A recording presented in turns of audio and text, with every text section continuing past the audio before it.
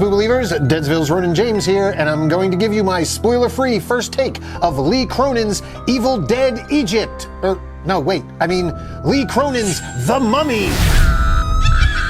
Welcome to Deadsville. The young daughter of a journalist disappears into the desert without a trace. 8 years later, the broken family is shocked when she is returned to them, as what should be a joyful reunion turns into a living nightmare. That's the synopsis for Lee Cronins' 2026 The Mummy. And I will admit, after seeing the trailer, I had some pretty high expectations for this one. I knew going in that it wasn't going to be a traditional Universal Monsters mummy movie, and I was okay with that. I was ready for another take on it, but that other take didn't really include not having a mummy. The movie itself is shot really well. The cinematography is really good. There's some tense moments. It's really genuinely creepy. There's a lot of cringy stuff in here as well, because what Lee Cronin seems to like to do is the over-the-top, gratuitous, mean-spirited, extreme close-up, uncomfortable, cringe-inducing violence. We get a heavy dose, similar to what we got a taste of in Evil Dead Rise. We're getting a big taste of it here. There was some stuff that was just gross. It feels like Lee likes to push the envelope like that. I mostly enjoyed this movie, but I will say I would have enjoyed it more if maybe it wasn't called The Mummy. This is a possession movie more than anything else. That's why I joke when I call it Evil Dead Egypt, but that's really what it felt like I was watching. While I was watching this movie, I didn't feel like I was watching a mummy movie. It's an Evil Dead movie. It is very much an Evil Dead movie. So it's very obvious that Lee Cronin wears his influences on his sleeve, and there's nothing wrong with that. I just wish that this was an actual mummy movie as opposed to Evil Dead Egypt. And again, if you would have called it Evil Dead Egypt, or here's a crazy idea, just call it What Happened to Katie, I probably would have liked the movie a little better, because The Mummy really has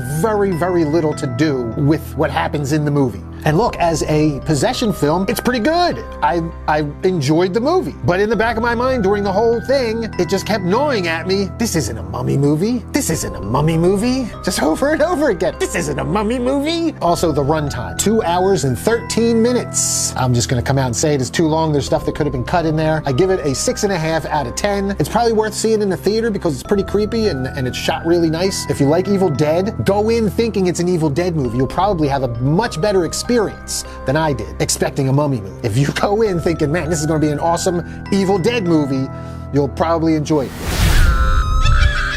Welcome to Deadsville.